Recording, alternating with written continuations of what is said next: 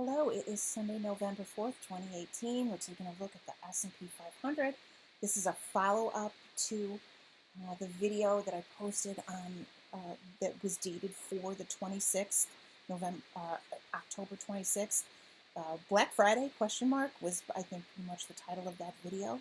But really the focus of that video was to talk about, honestly and frankly, about where we are probably headed on the S&P 500, um, you know, and that ultimately we might be looking at, much lower levels than what we've already seen for 2018. But the low for 2018 is not in yet. That was pretty much the drive behind that video, and introducing the concept that, that we would possibly be on our way to filling in a gap all the way down here at 2461. This is a gap that's left open from September of 2017.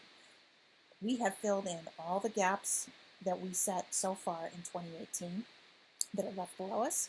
The next gap below us, besides this new one that we just set here at 2782, okay? I'm talking about ones that already existed at when we made our all-time high. We've gone ahead and we've filled in all those gaps. The next one below us is this one from September of 2017. And in the first video, I warned that a big clue to getting to this gap was going to be a break of the bottom of the channel that we're in, a trend line that we can draw from the filling of from that gap, where that gap would be filled, through the February low, the current 2018 low, and we just let that line extend out.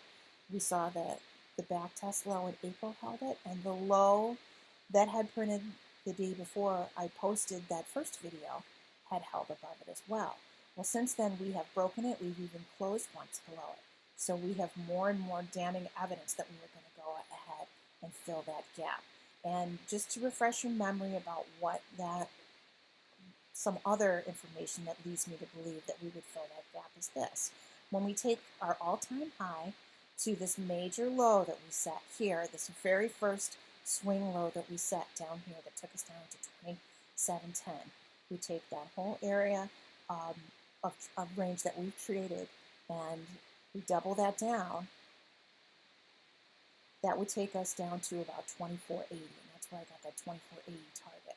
Well, 2480, as long as we're down there, we might as well play the 80 handle rule game, and if we break down below 2480, we might as well go ahead down to 2460, fill in this gap, make our little overshoot of a 15% correction, and then buy this thing up and maybe bounce on back up. If this is not enough to feed the beast, if we are in a lot more trouble than we realize, then we have plenty more levels and gaps and things to take care of down below this 2461.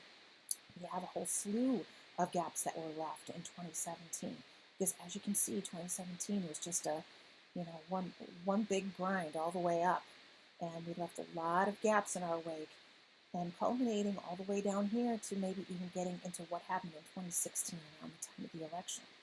Okay? Here is a big gap that is still left there from before the election, and look what happened that day. Look what that gap created. That gap was created by the need to test, to touch and hold the 200-day simple moving average. And look at that. It didn't even close below it. It touched it and closed just above it. It left a gap, okay, left a gap down there at 2085. And then here was the day before the election, people, kind of closing up their shorts just to sort of get back to normal and see where we went from there. And then here was election day, and then here's the day after the election. We held a higher low against the previous day's low, and that is the low that we've printed since electing this president, is 2125. And from there on out, we have never broken that level. You can see, there it is. There's the low that we printed the day after the November 2016 election. Here are all the gaps that we've set on the way up that are left unfilled, culminating in this final gap up here in September of 2017. And that is the one that we are looking at as being ultimately the target that we are going to go to when we break the February low. Okay, if we do hold the February low, fine, but just know that this is out here. Know that this is here, and be informed, and you know, if we start to get into, if we don't go this far down, if this low that we've set right here is as deep as we're going to go for this year, and we go ahead and we get whatever kind of results the market wants out of these elections, or if simply the market just wants the uncertainty of these elections out of the way, and we rally for that end of year performance chase, and we do make it back up, and we do start to go ahead and fill these gaps that we've left now in our wake, in my opinion, what I expect is that the best we're going to do is get to about here, is to about 28.80, maybe filling in this gap right here, this gap that comes to us from this first horrendous day where we really flushed out, where the selling really showed us what it's got. You know, when we had this, were you guys trading this day? I was. This was really something. A lot of people are left on hold from this move down. From small traders to large traders, I read it all over the place. There are people that are on the hook for stuff from the 10th of October still. A lot of people will be made whole here, so I expect that that is the best that we're going to do on a bounce, and that that will bounce to here, and maybe we'll sit sideways for a while, but then we're gonna start coming back down. And if we don't make this 24.61 level here before the end of the year, then I would expect it to happen in January or February, to sort of drag on into the beginning of the first quarter of next year. Okay, so I'm going to stop this video here, because this video was supposed to just be a follow-up about what's going on with this gap.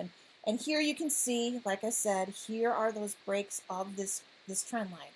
Okay, the day after I posted the first video, we did this. We broke that trend line, and then that was on Friday, and then on Monday we broke it and closed down below it. So to me, that is a message that we're going to go for this. You know, we're going for this gap at some point in time, be it now, in the near future, in the next couple of weeks, or be it after we've bounced all the way back up to 28.80 and we come back down again from there. Okay, enjoy the rest of your Sunday. I hope this helped you out and gave you something to think about as we head into November week 2. Good luck and good trading.